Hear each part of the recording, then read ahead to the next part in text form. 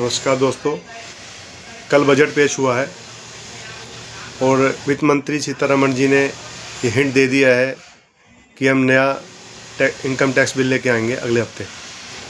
क्या है ये इनकम टैक्स बिल, इसका आम आदमी के जीवन में क्या फ़र्क पड़ेगा, शेयर बाज़ार से जुड़े लोगों को कैसे इम्पैक्ट करेगा, इसके क्या फ़ायदे और नुकसान हैं, आइए इसके बारे में कुछ जानते हैं। हमारा अभी जो करंट इनकम टैक्स बिल है, एक्ट है, इसके अंदर बहुत सारी खामियां हैं। ये इतना टिपिकल, इतना पेचीदा है कि आम आदमी को समझ में ही नहीं आता और उसको सीए की मदद लेनी पड़ती है। अब गवर्नमेंट ये कह रही है कि हम इसको सिंप्लीफाई कर देंगे ताकि कोई भी व्यक्ति अपना इनकम टैक्स खुद ही फाइल कर सके। जीएसटी के समय भी इन्होंने ऐसे ही कहा था कि हम जीएसटी को सिंप्लीफाई कर देंगे। तो आप ये देखिए, क्या जीएसटी सिंप्लीफाई हुआ? क्या आप समझ पाते हैं कि जीएसटी कितना है किस आइटम पर?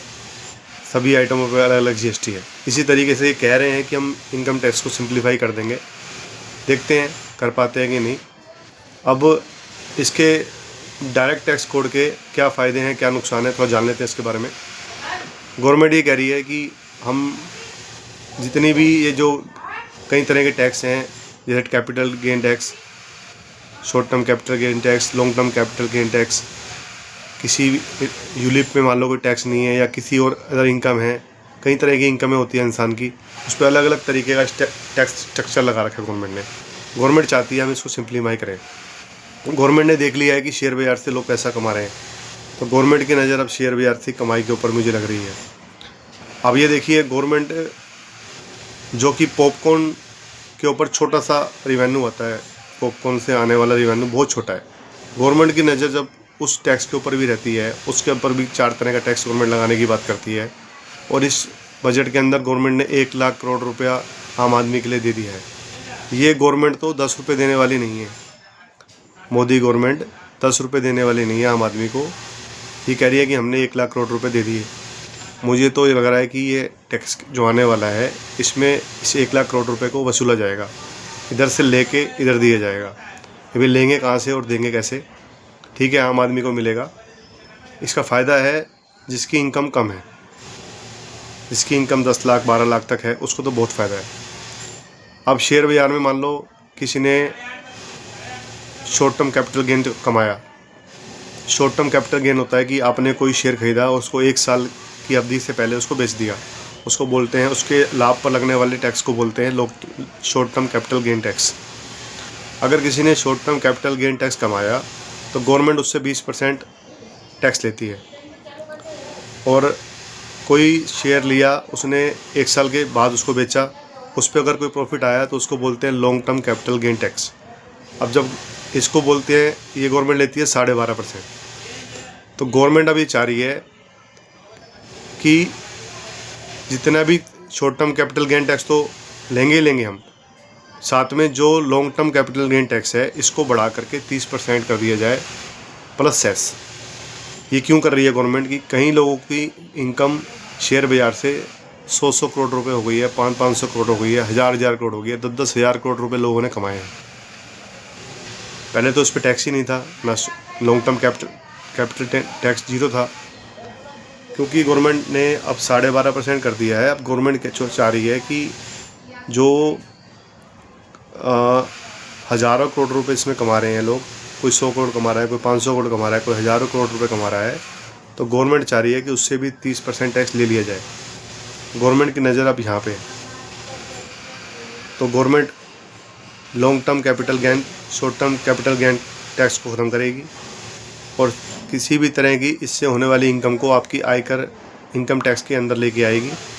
उसमें जिसकी इनकम कम होगी, 10 लाख 12 लाख तक ही होगी साल में, उसको तो बहुत फ़ायदा है, क्योंकि उसके ऊपर से टैक्स हट जाएगा।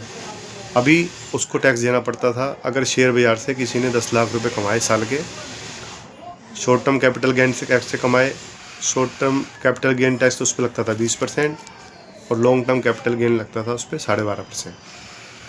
अब वो 30% जो अपना इनकम टैक्स अभी जो नया रूल बना है उसके अकॉर्डिंग 12 लाख रुपए तक उसको टैक्स फ्री हो जाएगा। लेकिन अगर उसकी इनकम उससे ज़्यादा हुई तो उसको टैक्स स्लैब में डाल दिया जाएगा, जो अभी आपको टैक्स स्लैब दिखाया गया है। तो इससे फ़ायदा भी है, जो छोटे निवेशक हैं उसको तो बहुत फ़ायदा है। जो बड़े निवेशक हैं जिनका पोर्टफोलियो ही लाखों कई करोड़ों में है, 5 करोड़ 10 करोड़ 20 करोड़ 50 करोड़, उनको इसका बहुत नुकसान है। तो ये चीज़ है, DTC आने वाला है। अब शेयर बाज़ार इसको कैसे लेगा? मुझे लगता है कि शेयर बाज़ार को धक्का लगेगा, क्योंकि जो FII होते हैं, विदेशी निवेशक जो होते हैं, वो 2-4 लाख 2-4 करोड़ में निवेश नहीं करते, वो 500 करोड़ 1000 करोड़ 10,000 करोड़ में निवेश करते हैं। तो वो उनको जब इतना टैक्स देना होगा तो वो पहले ही भाग रहे हैं हिंदुस्तान को छोड़ के, तो वो और भागेंगे। प्लस क्योंकि ये 1 अप्रैल से लागू होगा, तो मुझे लगता है कि जिनकी इनकम जिनको अभी पोर्टफोलियो में 100 करोड़ 500 करोड़ 1000 करोड़ का प्रॉफिट ऑलरेडी दिखा रहा है, अगर वो 1 अप्रैल के बाद उसको बेचते हैं तो वो भी 30% के ब्रैकेट में आ जाएंगे। तो मुझे लगता है कि वो 31 मार्च से पहले अपना प्रॉफिट बुक करेंगे, ताकि 12-12.5% दे के उनको लॉन्ग टर्म कैपिटल गेन एक बार दे के वो छूट जाएँ। तो इसका जो इम्पैक्ट होने वाला है शॉर्ट टर्म तो बहुत ज़्यादा नुकसान करेगा। शेयर बाज़ार बिल्कुल डाउन जाएगा, 10% 12% निफ्टी डाउन जा सकता है, 20% भी डाउन जा सकता है, शेयर और ज़्यादा डाउन जा सकते हैं। तो थोड़ा ध्यान रखें अपने पोर्टफोलियो का, थोड़ा सा शॉर्ट रहें, कैश में बैठें, 20% 25% 30% कैश में रहें, क्योंकि अगर ये आ गया और गवर्नमेंट ने ऐसा कर दिया तो एक बार शेयर बाज़ार बहुत डाउन जाएगा। मिलते हैं आपसे बाद में।